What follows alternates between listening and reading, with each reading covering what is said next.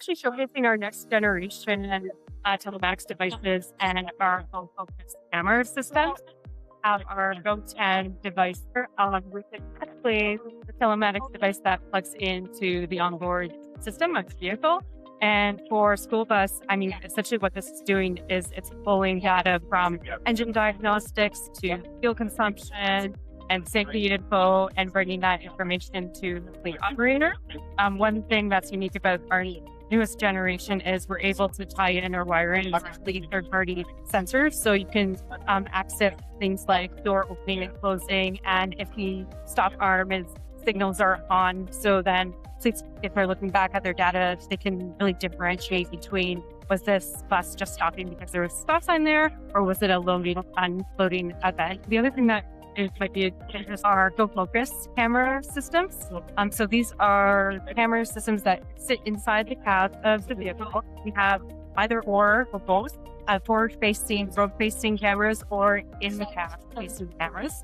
And the forward-facing cameras, because it has AI embedded within the camera itself, what it can do is it can enhance the driver assistance system. So ADAS is by looking at risky driver behaviors. So, for example, if I'm driving and I'm tailgating, or if I'm suddenly swerving in the road, or maybe have a near crashing risk, then it'll alert me right away to correct that, watch out. So that's really good for the overall safety of the driver and, of course, the passengers.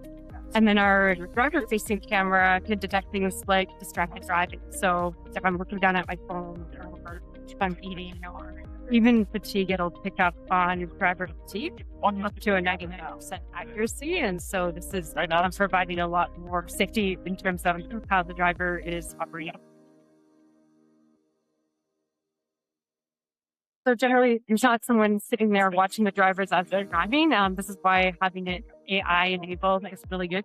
Remove that third party actual physical person as a big brother, and the system itself can to issues. Of course, the video is so if there is an incident, we're seeing a lot of drivers being exonerated. So it's actually been used in a lot of ways to protect the drivers. So yeah, I think just an understanding how the system's using, how it's really about your safety, road safety overall, and making sure that others who might be in risky behavior that doesn't land on you. I think one of the trends we're seeing is from more reactive to proactive. Proactive in terms of the driver safety, but also the safety and the maintenance of the vehicle itself.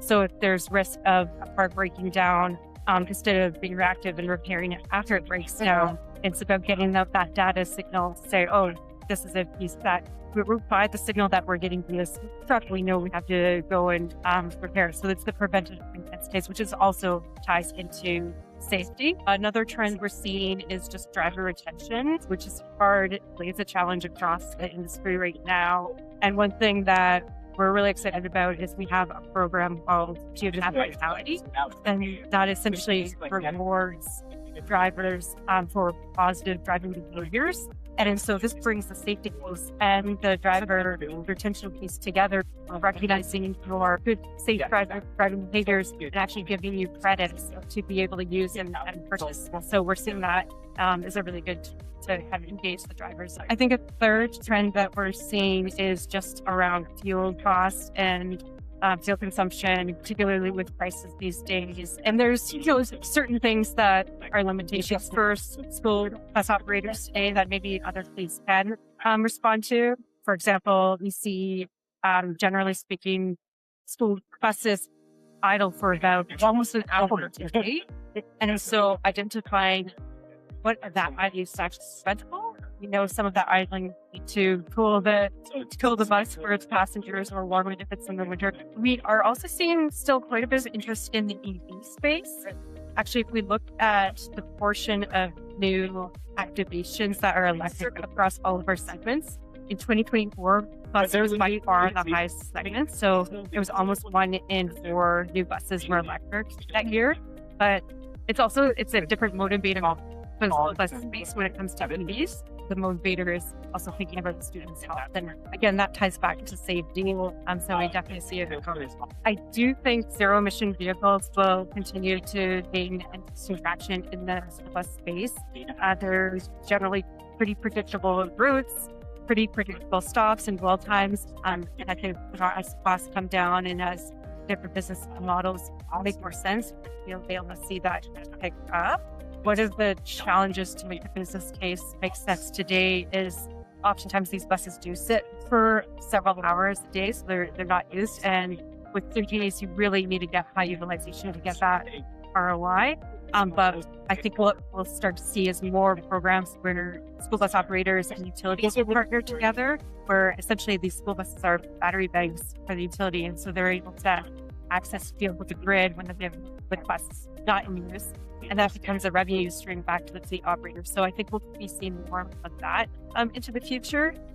And then the other trend outside of fuel switching and electrification, I think historically the school bus segment has been really a one-size-fits-all. So I know when I was growing up, there was a 40-foot school bus for a rural route. It was not even half full. And so being a lot more adaptable and flexible in terms of how vehicles are dispatched, but also what size.